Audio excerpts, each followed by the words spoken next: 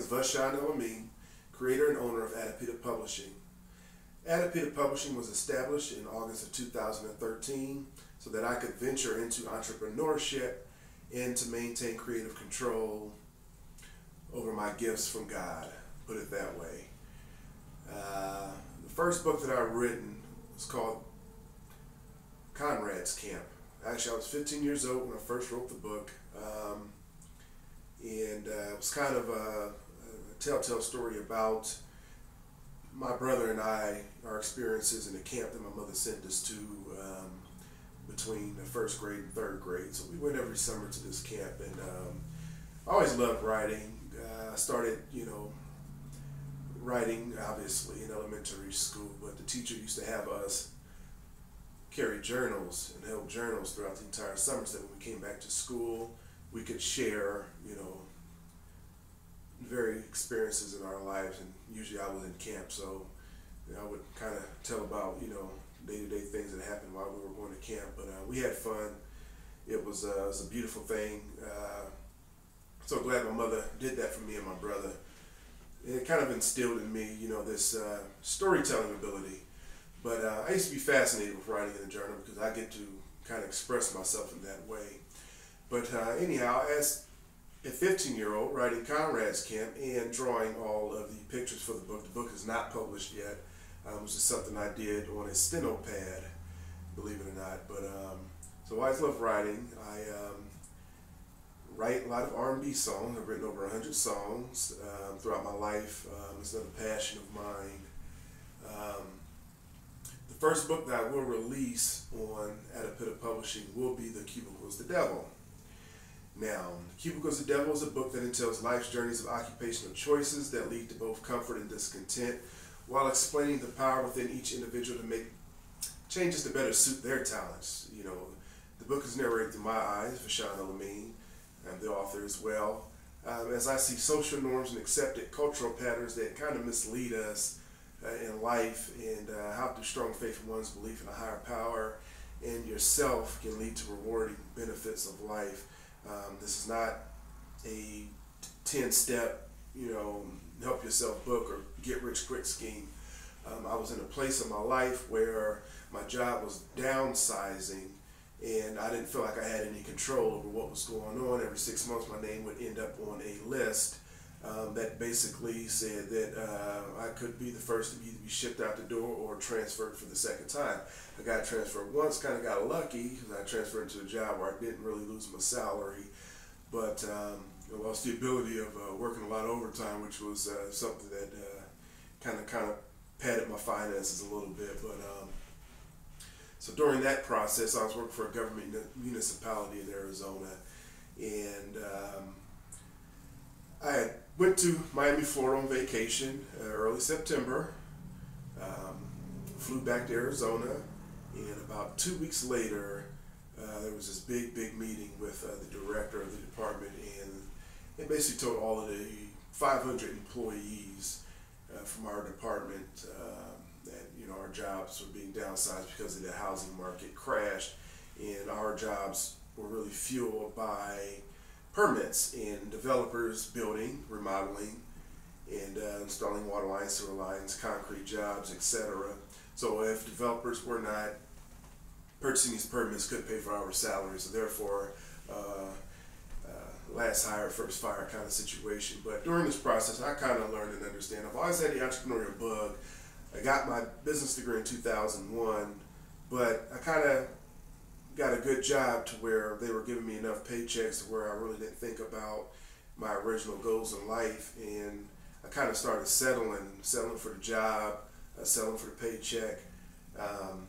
This situation was a real eye-opener because I got a chance to look inside of myself, as opposed to I was angry and bitter for a minute. I just spent a lot of money on vacation, and I came back and I was hoping kind of recoup some of the expenses, only to be told you're getting shipped out of the door, and a lot of other things started going down. But that was all my fault, so I didn't blame anybody but me. But the timing was kind of crazy, and it put me in a financial and emotional crunch for a couple of years. But it was a eye-raising experience, eye-opening experience. I got to really dig into my faith and look inside of myself for solutions. And a part of that, the cubicle of the devil was a conversation my father and I was having. He was working in an office setting. I was working in an office setting. I was half of the day in the office, half the day out in the field. I am a field employee by nature. I've always worked out in the field. I love it. I got to be out getting some sunshine, some vitamin D, and making this thing roll. So for me to be in an office in a cubicle was a different experience for me. And I'm kind of always going against the grain and challenging authority. So I kind of learned some things during this process. But that process, even when I got switched to that department where I had to work inside of an office, inside of a cubicle, I always had to watch what I say. I'm kind of loud, I'm kind of boisterous, I'm kind of talkative. It was something of a different experience because I was around several people at one time as opposed to being out in the field and going to be with different contractors throughout the day. So it's a different experience. Working in the cubicle itself is not the devil, but the book was written as a concept of how people get boxed into social norms. You got to work in order to do this. You got to do that in order to do this. You got to get an education in order to do that. You got to have money before you start your business. People are always telling you what you can't do before you do something for yourself. You always have to do something for somebody else before you do anything for yourself. But during this time where the organization kind of had me by the tail and was wagging me around a little bit, it kind of stressed me out every 6 months to see my name on the list. It basically said that I could be ousted or downsized again from, it already happened once. It was a stressful thing for myself and my supervisor. But it was an eye-opening experience. My father and I was having a conversation about working in the office, and he just blurted out, "The cubicle is the damn devil." And I said, "Man, I'm gonna write a book about that." And the great thing is, like I mentioned before, it was just a humbling experience. And it kind of put me back into the perspective that I always wanted to be an entrepreneur. So I can't get mad at the organization. Kind of had this thing where, they had to protect their butts and their profits, because if they kept me on salary, I would have just been bleeding their budget. So I had to go. So that was out of one part to the next. Next department, even though my name came up on the list every 6 months as being someone who could be placed on the layoff list, or somebody who would be downsized, that was stressful. That kind of let me know that I didn't have control over the situation, and that any day they could come to me and say, we have to let you go, you're out the door. So I decided that I would be the first to come toward the organization with my 2-week letter and let them know that I was leaving them. And all this was after I wrote this book. So I was kind of incensed writing this book. I would come home every day, during these situations. Say, for instance, if my name came up on this list again, I would go home and I would start writing about how I was feeling that day and why this experience was teaching me a lesson. And that's basically what the cubicle is the devil about. I start out the book talking about the cubicle and how things, the word materialize, what was the original concept of the cubicle. It is a lot of English language is relative or a derivative of a Latin term, cubiculum, which used to be a chamber for studying. Of course, they didn't have many indoor libraries back in the day. They had outdoor seating sections, so they kind of built these stone structures. People go sit and chill, I guess, and learn and study. But the cubicle's been out for a long, long time.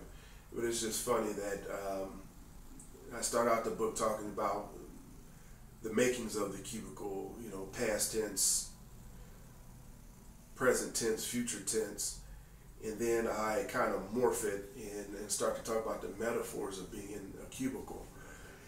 And like I said before, that's kind of when you just box yourself into societal norms, cultural norms, familiar norms, people telling you what order of steps to take in your life that really lead you to stagnation and discontent.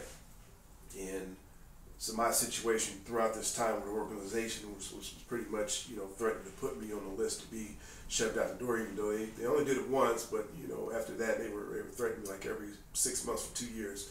So about 3-4 different times after I got transferred to a different department, it was still happening.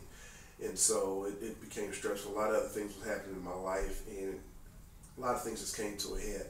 So in that process, I got to thinking about, well, what was my original intent in life anyway? What did I set out to do in my life? And okay, what did I go get this business degree for if I'm just going to be sitting here in this cubicle doing work for other people and pretty much having my destiny ordained for me through the organization and not having my destiny ordained to me through the Creator that made me, put me here on this earth and gave me the talents and gave me the strengths and gave me the blessings that I have.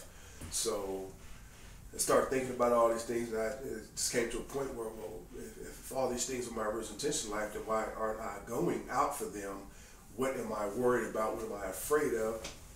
If I am to be an entrepreneur, I have to learn to take risks, greater risks. And so I was living in Arizona. I'm originally from Ohio, and I was living in Arizona for 4 years. And so after these situations happened, and the book was Affirmation. I wrote the book in August of 2009, and in October of 2009, I put in my 2 weeks notice for the company. So the book was kind of an affirmation for me because I had written it down. It's funny how they talk about there's power in words. Power in words is so real. When I wrote the book, it was affirmation, me telling myself, me talking to my own spirit, talking to my own brain, and I just had to go. So I decided to come back to Ohio. And now what happened when I come back to Ohio? I come back to Ohio and got a few coins in my pocket. I got a good friend who has an automobile dealership. Used to be one of my things that I wanted to get into. He and I started out going to Volunteers of America auctions, buying cars and fixing them up and selling them. He stayed in the business. He became a full-fledged dealer. I got a job with a government municipality here in Ohio, and I got comfortable. And so I seen the contrast in him sticking with his goals and me settling. And so when I came back, he gave me the opportunity to come work with him and learn some things. And I kind of mucked it up. I wasn't paying attention to what I was doing, and I was, losing a lot of money. So I ended up going back to work for the corporation that hired me over 10 years ago, or the government municipality that hired me over 10 years ago, and getting my real estate license. So right now I am a realtor. I am a real estate investor, and it's kind of funny because I had to live with my sister for about 3 years while I was going back to school, and while I was still trying to get back on my feet and venture into this automobile dealership business and stuff. But like I said, I can't say that didn't work out. That was another eye-opening experience. I took a risk, and the risk taught me a lesson, but I'm proud of that moment too. But right now, I'm a seasonal employee in construction. I am a real estate agent, and I've purchased some properties that I've been rehabbing and remodeling. But it's kind of funny, I'm saying all this to get to the point that as soon as I moved back home and started to do all these things that I originally set out to do, how the good God in heaven opened up all these doors for me to be able to venture into and exploit. And now I'm at a point where I'm not living with anyone anymore. I own a few pieces of real estate. It's nothing magical happened here. It was just me putting my foot down and putting my left foot in front of my right foot, and then putting my right foot back in front of my left foot, and keep walking in my own order as opposed to me walking in someone else's order. So what the Cubicle Devil can do for you as a reader, it can basically plant a seed in your mind that regardless of what your circumstances are in life, that you are ultimately responsible for the change that you want to be and you want to see. And I'm not financially independent just yet, but there are so many things that have been happening to me since I moved back home and started to walk in my own order that I feel that it's very, very close and it's around the corner for me. That doesn't mean I'm going to be a millionaire. It doesn't mean I'm going to have 5 figures or 6 figures, whatever the number is. I'm living below my means. All I want to do is take care of myself and run my businesses and not have to depend on somebody else for a paycheck. But like I said, I still do have a 9-to-5 seasonal job, employment in construction. I'm a real estate agent. I'm a real estate investor. I'm trying to do all these things to make my goals and my dreams come true for myself.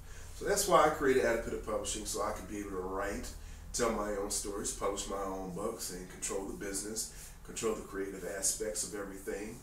And I welcome you all to being able to purchase and read The Cubicle's Devil, and it will add something to you. Like I said, it will plant a seed in your mind that when you take responsibility for your life and your destiny, things will change for you. Thank you so very much. I am so glad you chose to watch this YouTube tutorial at adaptivepublishing.com. Thank you.